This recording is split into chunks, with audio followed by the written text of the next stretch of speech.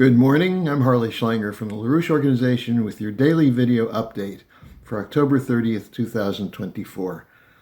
Today's topic, we're going to take up the question of, is it time for the United States to join the anti-colonial movement, which emerged stronger than ever after the BRICS summit in Kazan, Russia last week. At 11 a.m. Eastern Time today, I'll be having a live dialogue with Helga Zepp-LaRouche to discuss this topic. It will be archived if you can't get it live, and there's a link at the bottom of the description page so you can join.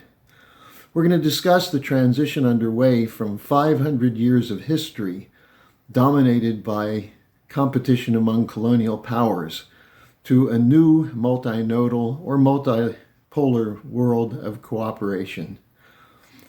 In a presentation Saturday, what Helga Zepp-LaRouche talked about was the potential coming out of the BRICS summit, that agreement was reached on a new development bank for the Global South, that there was a new investment platform that was discussed that would enable nations to have credit generation that's not controlled by the City of London and Wall Street and the International Monetary Fund. Also a discussion of a BRICS grain exchange. Now, what Helga Zepp-LaRouche said is, quote, "It is the most urgent task for reestablishing world peace that the United States support this effort. Remember," she said, "that the American War of Independence was the first anti-colonial war in history in the fight for independence from the British Empire." Now, naturally, the empire is fighting back. The globalists who control the empire, the corporate cartels and so on, are not going to give up. They're continuing the losing effort in Ukraine. They're continuing their support for Israeli genocide. They're continuing to push a challenge against China, which could lead to war. And now we're seeing a new move for regime change in Georgia, which has a 556-mile border with Russia.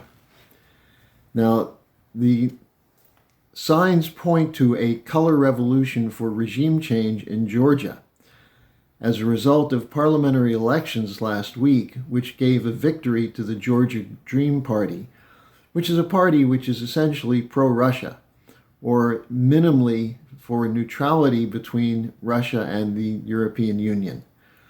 Now, there's charges from the opposition that there was Russian election interference.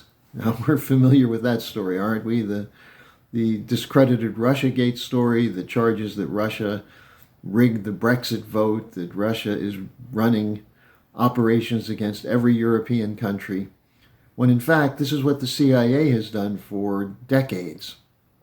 But there are now calls for demonstrations to protest so-called Russian meddling.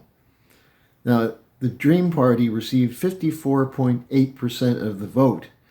So they're obviously moving into a potential for a real conflict.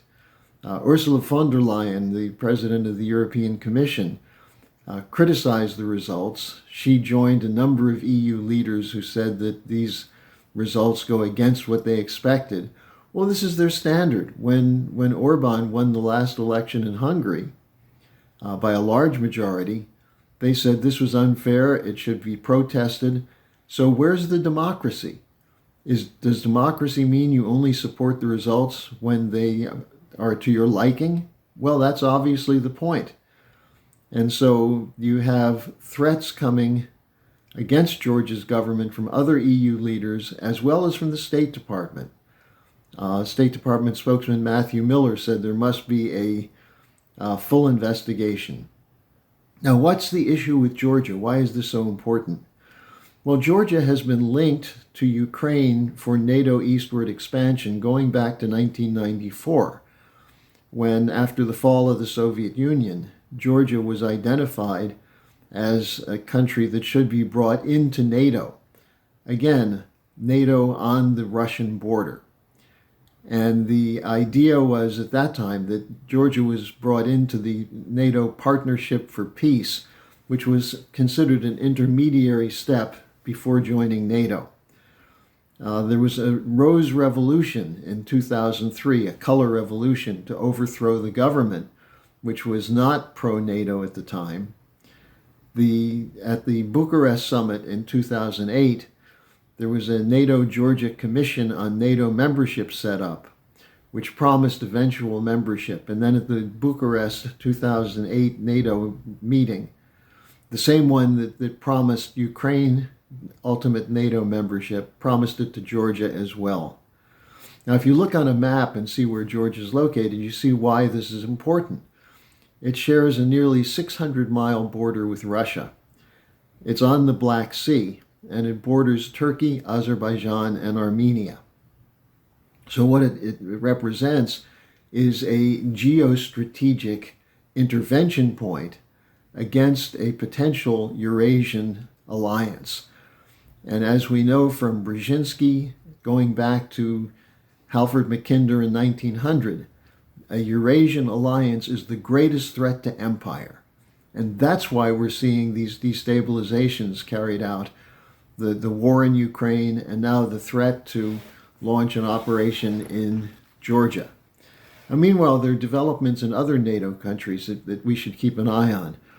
The pro-NATO government in the Czech Republic is collapsing in the polls, and the former prime minister is gaining strength, and he's one who has called for an end to sanctions against Russia. There were parliamentary elections on Sunday in Bulgaria, and the pro-NATO party there received only 14.2% of the vote, behind the party of former Premier Borisov, which received 26.2% of the vote, and the explicitly pro-Russia party received 13.5% of the vote. So this is another country which is suffering under the NATO control and is looking for an option, looking for a way out. Then you have the developments in Germany. And here we see probably one of the most serious threats to the NATO operation in Ukraine, because Germany has become the center from the Ramstein Ukraine Defense Contact Group to the attempt to establish a new headquarters for NATO in Germany. That Germany is at the center of this. Its defense minister, Pistorius, has said Germany must become war ready, and the German government is committing a huge outlay of funds for Ukraine and for a military buildup at a point where Germany is undergoing an economic crisis, a deindustrialization. Even stalwarts like Volkswagen is shutting down plants. There's an effect from the current government, both in terms of spending on the war as well as the so-called green transition, which is leading to deindustrialization. And so the coalition parties are collapsing. A leader of the Free Democratic Party, which is virtually getting 2% of the vote in the last 3 state elections, said that the coalition government could fall before 2025. The next national election is in September 2025. But what this FDP leader said is that unless something is done to stop the deindustrialization, the coalition government will soon disappear.